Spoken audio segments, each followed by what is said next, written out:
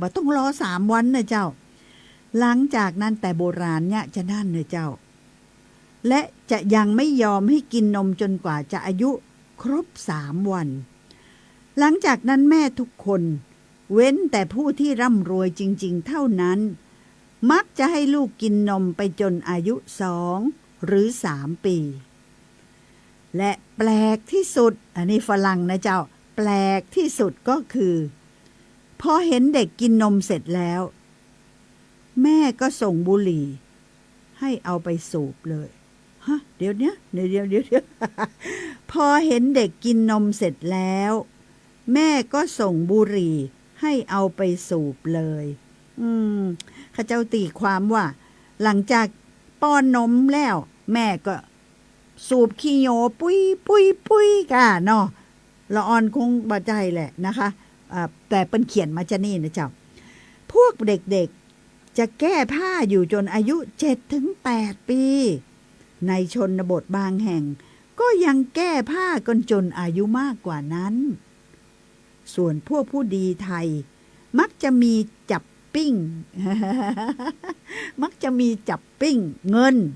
เป็นรูปใบไม้หรือใบโพร้อยสายสร้อย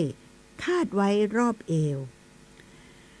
เมื่อได้เล่าถึงพิธีเกี่ยวกับการเกิดมาแล้วก่อนที่จะจบบทนี้ข้าพเจ้าขอเล่าเรื่องที่เกี่ยวกับฉากสุดท้ายในชีวิตอันเต็มไปด้วยเรื่องราวของมนุษย์ของพวกภาคเหนืออย่างคร่าวๆว่าต่างกันกับที่ภาคกลางปฏิบัติกันอย่างไรโอ้ค่ะแม้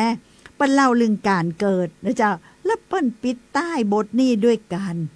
จากไปนะเจ้าการจัดเตรียมงานงานเผาผีจี งานเผาผีจีศพนี่นะเปิ้นก็ไปดูมาแม่แต่เวลาหมดเวลาซะแล้วเอาละไว้ฮือโตติดใจเนาะ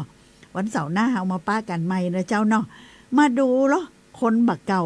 เปิ้นเผาผีจีศพกันจะใดนะเจ้าคนบักเก่าเมืองเหนือนะเจ้าเนาะแล้วก็จะได้ก็แฟนๆก็โทรเข้ามานะเจ้าแลกเปลี่ยนกันพ่องเพราะว่าบางทีตามบ้านเฮาที่ไก่เป็นห้องไว้ไก่ออกไปหน่อยเนาะตำบลต่างๆเนี่ยก็ยังมีประเวณีแบบเก่าอยู่นะเจ้าแลกเปลี่ยนกันเพื่อเขาจะอาจจะต้องรักษาไว้เล่าสืบกันไว้นะเจ้าเนาะว่ามีประเพณีอย่างนี้นะเนาะแต่ข้าพเจ้าสัญญาไว้แล้ว ว่าท้ายรายการจะขอมอบเพลงเพราะปิดรายการให้ท่านฟังซึ่งก็พอเหมาะพอเจาะนะเจ้าเวลาประมาณสัก4-5 นาทีนะเจ้าก็ขอให้ท่านได้มีความสุขจากการเล่าเรื่องนะเจ้าท้องถิ่นสยามยุคพระพุทธเจ้าหลวงวันนี้ของข้าเจ้านะเจ้าเนาะที่เล่าเรื่องการเกิดนะคะการเกิดทารกเมืองเหนือนะเจ้าเนาะแล้วจะต่อว่าเป็นจัดการกับการจากไปของญาติพี่น้องจะใดนะเจ้าเนาะสำหรับวันนี้ข้าเจ้าพิมธิดาดีบุกคำต้องขออนุญาตอำลาท่านไปก่อนพบกันวันเสาร์หน้านะเจ้าสวัสดีเจ้าให้ได้ฟังเพลงมวลๆเจ้า1 เพลงก่อนที่จะจบสวัสดีค่ะ